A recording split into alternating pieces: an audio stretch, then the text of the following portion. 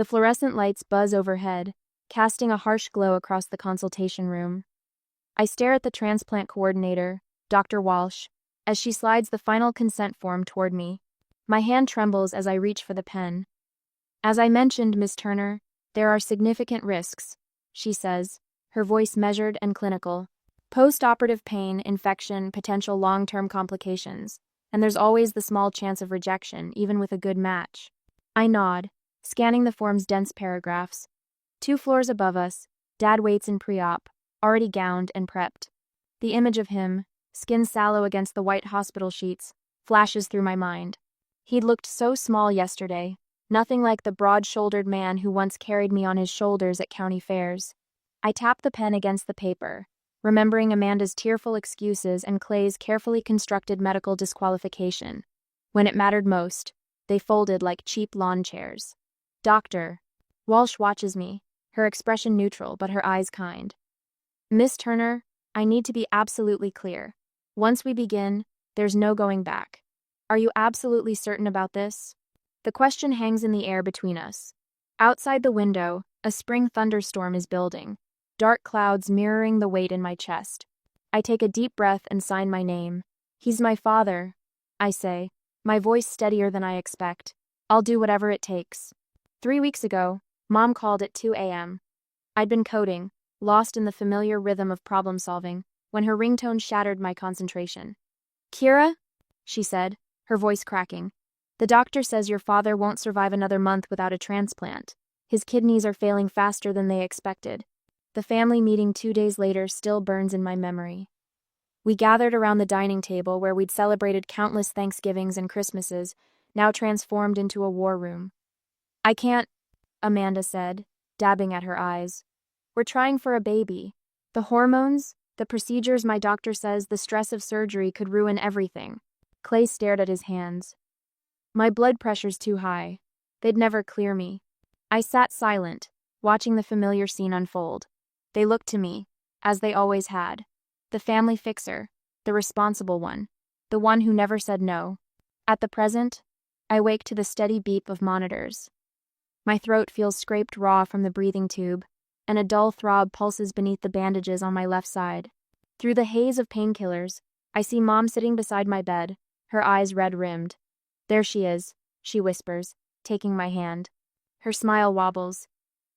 "You've always been our rock, Kira. Always." I try to speak, but manage only a rasp. She holds a straw to my lips, and the cool water is sweeter than anything I've tasted. Later, they wheel me past Dad's room. He's sitting up, his color already better than it's been in months.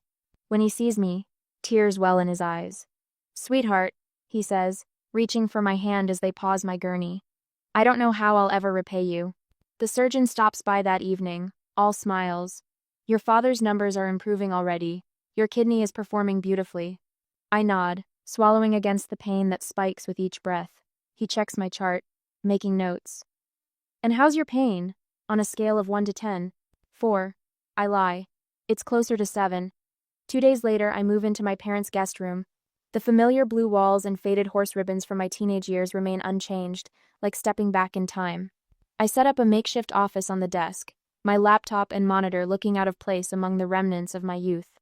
"Now, don't you worry about your father," Mom says, fluffing pillows behind me. "I'll handle his medications. You just focus on getting your strength back."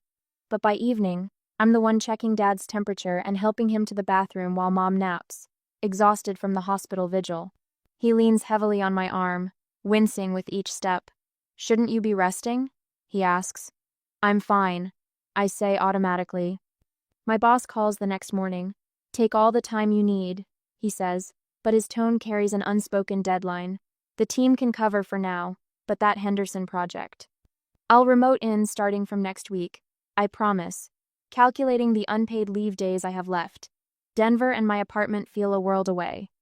The phone rings again as I'm helping Dad with his lunch, the hospital billing department. I step into the hallway, pressing the phone to my ear.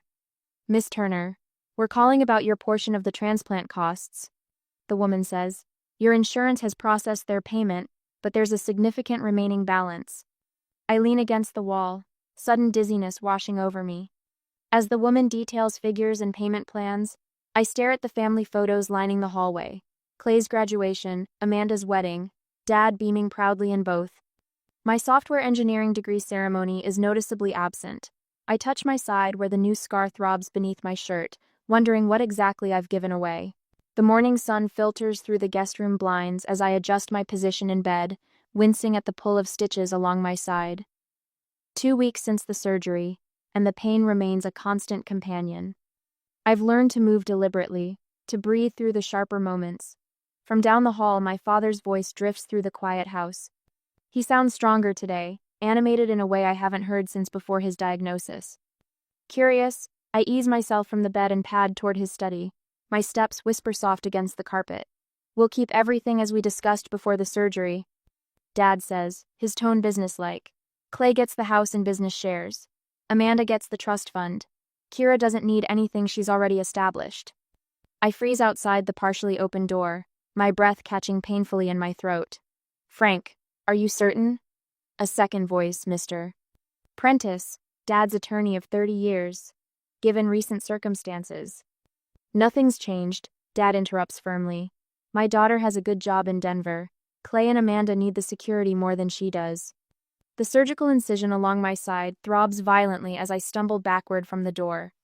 I press my palm against the wall to steady myself, a cold sweat breaking across my forehead. This wasn't some impulsive decision made under medication or stress. He had planned this before my surgery, before I gave him part of my body. I make it back to the guest room before the tears come. 3 nights later, Mom sets the dining table with the good china, declaring it time for a proper family dinner now that Dad feels up to joining us. I take my usual place across from Clay, Amanda to my right, while Dad presides at the head of the table. Every movement sends ripples of discomfort through my side, but I notice nobody asking if I need the cushioned chair they've provided for Dad. I've been putting my affairs in order, Dad announces after Mom serves the roast beef. He looks directly at Clay while cutting his meat with practiced precision. Son, I think it's time you step in at Turner Construction. You need some direction, and the business could use your energy. Clay, whose 3 previous business ventures have failed spectacularly, brightens immediately. Really? Wow, Dad. Amanda reaches for the salt, her diamond tennis bracelet catching the light. John and I are thinking about another round of IVF treatments with the inheritance, she says casually. Now that we know the timing, we can plan better. The words land like blows. Inheritance. Timing. They've all discussed this, planned around it. What about my portion? The question escapes before I can stop it. The table falls uncomfortably silent, forks pausing midair. Dad dabs his mouth with his napkin before answering. You've got your career, Kira. You don't need our help like they do. I stare at him. This man whose life I saved without hesitation. I see. The following morning, a thick envelope arrives from the hospital billing department. Inside, I find itemized statements totaling $38,742.16, my portion of the transplant costs, not covered by insurance. I spread the papers across the guest bed, scanning the details. Dad's premium insurance through his company covered his expenses completely. My basic plan through work left significant gaps. My phone buzzes with a text from my boss. Need confirmation on your return date. Henderson project deadline approaching. Team stretched thin. I set the phone down and pull up my bank account on my laptop. The unpaid leave has already eaten through most of my savings. 3 more weeks of recovery minimum before I can travel back to Denver. If I still have an apartment to return to. Later, while searching for a spare charger in the home office, I find a folder labeled Kira College Fund. Inside, bank statements show the account emptied 7 years ago. With a transfer notation to C. Turner Auto Enterprises, Clay's first failed business. That night, unable to sleep, I dig through old emails. In a message dated 5 years ago, when Dad first mentioned his estate planning, I find it, "Don't worry about the details, Kira. Everything will be split equally among my children. That's always been my plan." As I sit alone in that guest room, staring at the medical bills piling up beside me, I wonder, should I confront my father immediately about his broken promise, or quietly consult a lawyer first? Direct confrontation might preserve our relationship, but legal preparation might protect what little I had left. What would you do when the person you sacrificed everything for betrays your trust? 2 days later, The kitchen timer dings as I pull Dad's medications from the cabinet. Clay appears at my elbow, his presence unexpected. "I got this, sis," he says, taking the pill organizer from my hands. "Been watching how you do it. Figure I should learn since I'll be the one taking care of Mom when Dad's gone." I step back, the incision on my side throbbing. Gone? His numbers are improving. Sure, but long-term? We both know this is borrowed time. Clay arranges the pills with exaggerated care, stealing glances at Mom to ensure she notices his performance. Later, Dad waves me into his study where spreadsheets cover his desk. "Kira, honey, I need you to sit with Clay and explain the family finances. You're so good with numbers, and he'll need to understand this stuff." "Why can't you show him?" I ask, shifting uncomfortably in the chair. Dad's eyes narrow slightly. "Because I'm recovering from major surgery." I swallow my retort.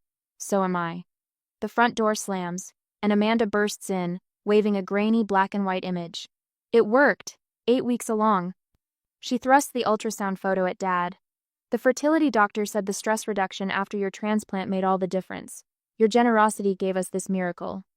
Dad beams, clutching the image. No one mentions my generosity. That evening, I spot Dad's car keys on the hook by the door, the hook that's held them for 20 years. "Dad, you need me to drive you somewhere tomorrow?" "Oh, I signed the Buick over to Clay last week," he says without looking up from his newspaper. "Makes things simpler." The revelation burns worse than my incision. Morning brings pain that radiates from my side through my entire body. The transplant coordinator warned about possible complications, but I didn't expect this constant grinding ache. The prescription bottle sits empty on my nightstand.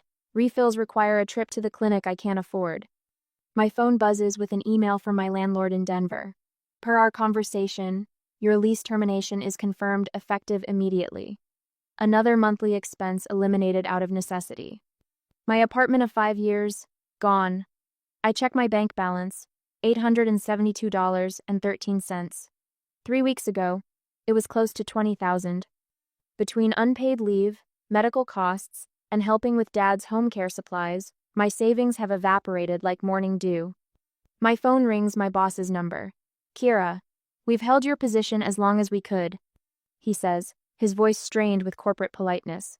"If you can't return by the end of next week, we'll need to offer your position to someone else." "I understand," I say. Though I don't. Not really. How could everything collapse so quickly? The next morning, my phone rings again. I answer mechanically, expecting more bad news.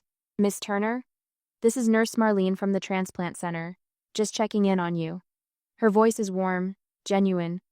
"How's that incision healing?" I find myself telling her everything. The pain, the financial strain, the family dynamics. "Donors often face unexpected challenges," she says quietly. "Remember, your health matters too." For the first time in weeks, I feel genuinely seen. That afternoon, I gather my medical bills and knock on Dad's study door. He sits in his leather chair, looking healthier than I've seen him in months. My kidney is serving him well. "Dad, I need to talk about these." I place the stack of papers on his desk. My insurance didn't cover everything. I'm looking at almost $40,000 in medical costs. He glances at the top bill, then pushes the stack aside. "What do you expect me to do about it?" "Help me, like you're helping Clay and Amanda." His face hardens. "I gave you life, and now you're keeping score when I need help?" The words hit like a physical blow. "And I gave you mine back. I just didn't realize it came with conditions." "You've always been the successful one," he says, defensive now. "Full scholarship, good job. You didn't need my help like they do." Understanding washes over me like cold water. "You value me less because I'm independent." That's ridiculous. Is it? Clay fails, you rescue him. Amanda wants a baby, you fund treatments. I succeed, and you. What? Take it as permission to give everything to them? Dad's silence confirms what I never wanted to believe. "I was never the golden child," I whisper. "I was just the reliable one." That night, my phone rings again. "Nurse Marlene. I spoke with some colleagues. There's a donor advocacy group that might be able to help with your situation." The next day, an email arrives from my former team lead. "Heard what happened. Got a spare room in Denver if you need a place to land." These strangers show more concern than my blood relatives. I begin researching my legal options, discovering donor protection statutes I never knew existed. 3 days later, I call Mr. Prentice, the family's longtime lawyer. I need advice about my father's estate planning, I say carefully. There's a long pause. I've been meaning to call you, Kira. Some of these recent changes troubled me. Hope flickers, the first I've felt in weeks. The following morning, my phone buzzes with a text.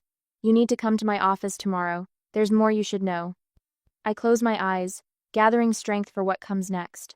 The scar on my side pulls tight, a permanent reminder of what I've given and what I won't give up again. The next day, the oak-paneled office of Mr. Prentice smells of leather-bound books and decades of family secrets. Sunlight streams through Venetian blinds, casting striped shadows across his desk as he slides several documents toward me. Your father's been quite busy, he says, adjusting his reading glasses. These property transfers were backdated to appear as if they happened before your surgery. My stomach tightens. Backdated? That's potentially fraudulent, Mr. Prentice finishes, his voice carrying the weight of 40 years of legal practice. Frank transferred the vacation cabin to Clay in March, but the paperwork shows January. I pull a folder from my bag, every check I've written to my parents over the years, meticulously organized by date. College graduation, $5,000, toward their mortgage when Dad lost his job. 3 years ago, $8,000 for Mom's hip replacement when their insurance denied coverage. Last Christmas, $3,000 for repairs on the cabin that now belongs to Clay. Mr. Prentice examines my documentation, nodding slowly. There are precedents? He says, tapping his pen against a legal text. In Wisconsin, a donor sued her brother after he refused to cover her medical expenses, despite a verbal agreement. The court ruled in her favor. And in California, I add, sliding over a printout from my research.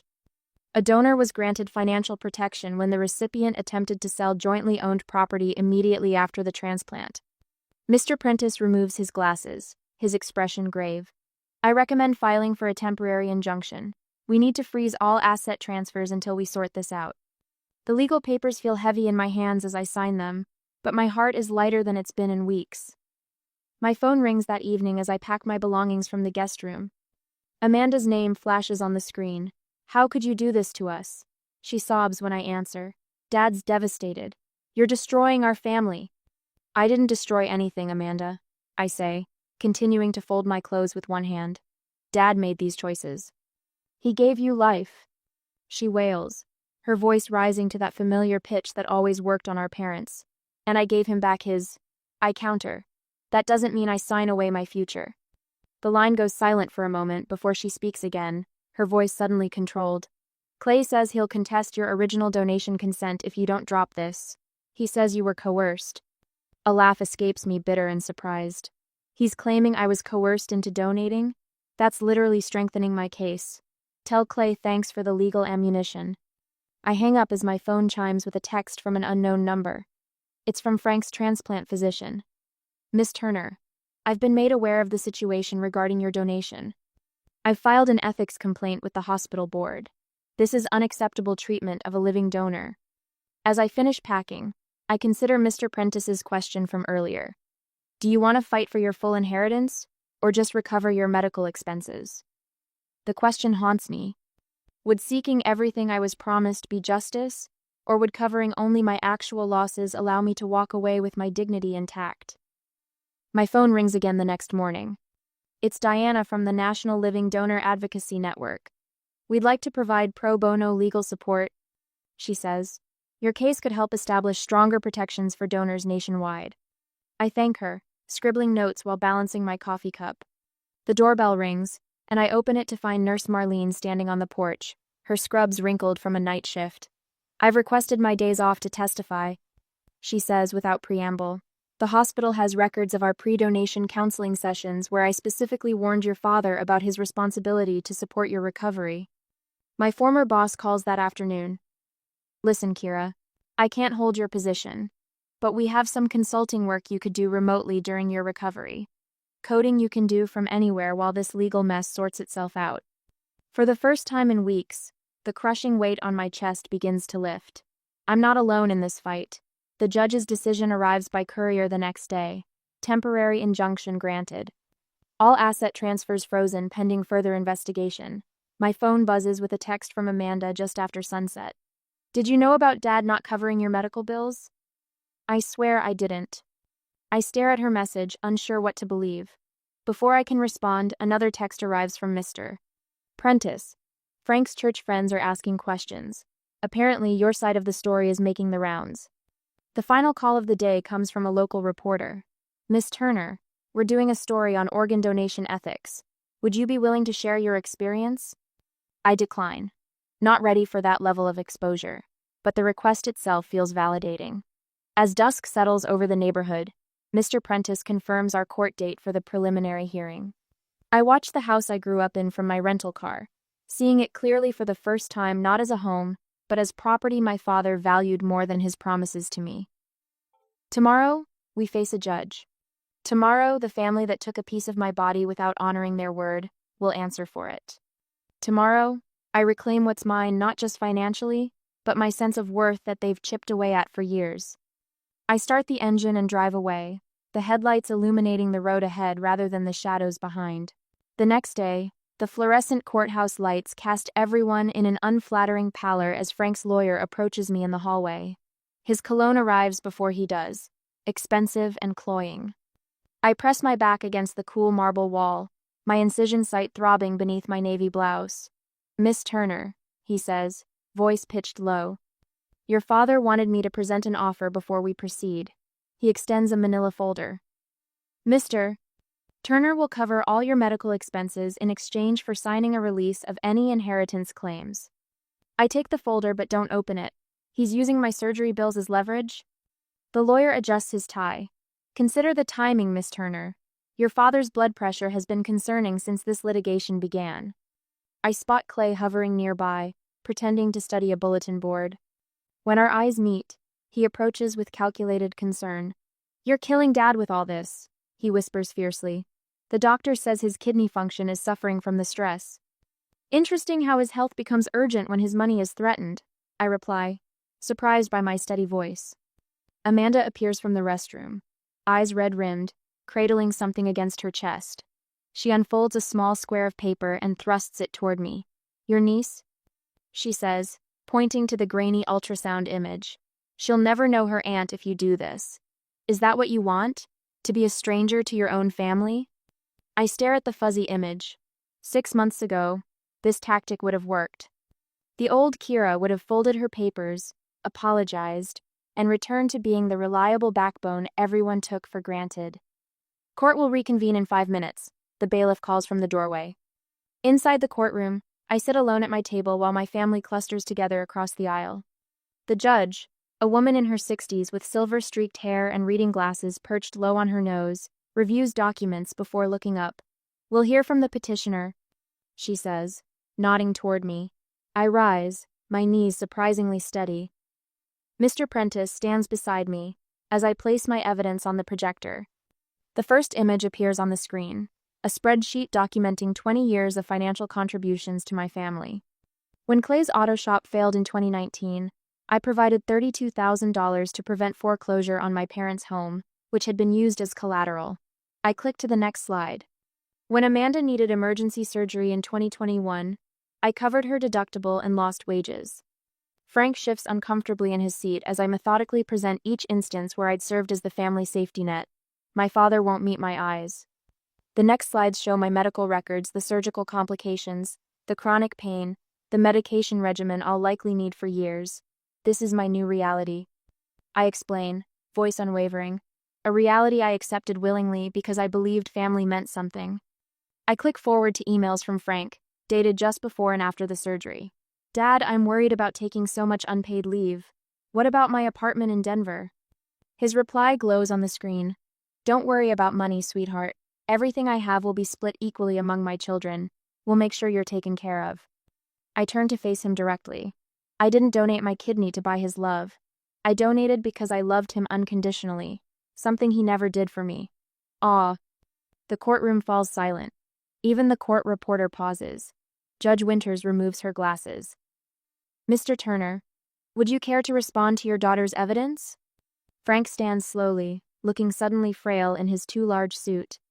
Your Honor, Kira has always been independent. Strong. Not like her siblings. So you're punishing her for her self-sufficiency? The judge asks. Not punishing, Frank protests. She's always been fine on her own. That's right, Clay interrupts, standing.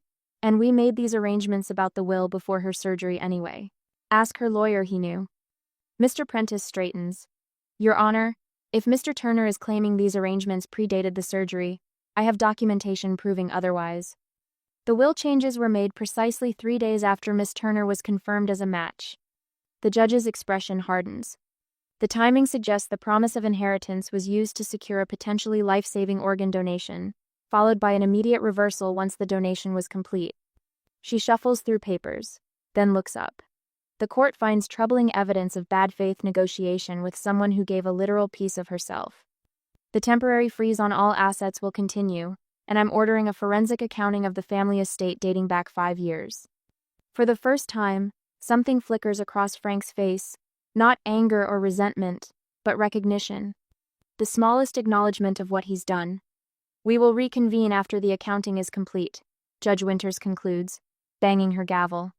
As we file out, Frank suddenly clutches his chest, his face ashen. Clay catches him before he falls. Amanda screams for help. Emergency personnel arrive with remarkable speed. As they wheel Frank toward the exit, Amanda grabs my arm. Please, she begs, tears streaming down her face.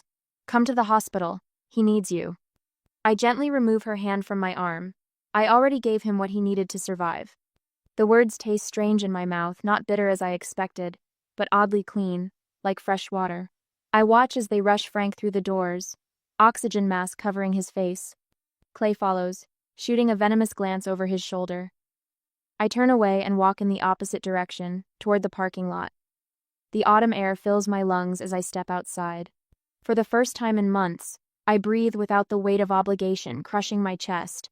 I don't look back at the hospital in the distance. I've spent enough of my life looking back. Morning light streams through my Denver apartment windows, catching dust motes that dance like tiny companions. I pause at my desk, fingers hovering over the keyboard as I finish an email to a transplant support coordinator. 6 months since the court battle, and my phone no longer sends me into a panic when it rings. I glance at my wall calendar, adorned with colorful markers: therapy on Tuesdays, donor support group on Thursdays, coffee with Marlene when she visits from Springfield. The neat rows of appointments feel like stepping stones across a river I've already crossed. My hand drifts to my side, tracing the surgical scar through my cotton shirt. It's faded now, a silver line instead of an angry red slash, just like my sense of obligation to the Turners. The job at the transplant advocacy nonprofit pays less than software engineering, but every time I help revise a consent form or speak with a potential donor, something broken inside me mends a little more. My phone lights up, vibrating against the desk. Unknown number, 2:14 a.m. displayed on the caller's end. My breath catches for just a moment before I answer. Hello? Is this Kira Turner? The woman's voice trembles. The donor advocate hotline gave me your number. My brother needs a kidney, and my parents are pressuring me to donate. But they've already cut me out of their will, and I don't know what to do. And... Take a breath, I say, keeping my voice gentle. I understand exactly what you're going through. I listen as her story tumbles out a mirror of my past, different only in the details. I can help you navigate this. I tell her when she finally pauses. But remember, I can support you without diminishing myself. That's something I had to learn the hard way. A shaky exhale filters through the phone. You're the first person who's actually listened instead of telling me what I should do. That's what chosen family does, I reply. Later that evening, my apartment fills with laughter. Nurse Marlene arranges takeout containers on my coffee table, while Javier, my lawyer friend, argues good-naturedly with Delia from the support group about baseball. Marlene raises her glass. To chosen family, the ones who see our scars and still think we're whole. We clink glasses as Javier presents me with a wrapped package. Inside is a framed copy of the donor protection legislation I helped draft testimony for. My fingertips trace the embossed legal text, remembering the committee hearing where I'd spoken my truth. This is just the beginning, Delia says, squeezing my shoulder. The next morning, I open an email containing the final settlement notification.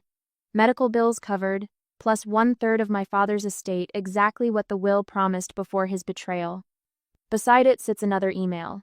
Acceptance into a graduate program in medical ethics. A letter arrived yesterday from a distant cousin who'd watched the family drama unfold. "Your stand changed things for all of us," she wrote. "No one talks about family obligation the same way anymore. I take the only photo of my father I've kept him, teaching me to fish when I was 10, before disappointment had calcified into expectation, and place it on my bookshelf. Not front and center, just one memory among many. As I placed that single photo on my shelf, I wondered if real family is defined by blood or by actions. Should I leave the door open for reconciliation someday, or was closing that chapter completely the healthiest path forward? What would you do when healing yourself means walking away from those who should have protected you?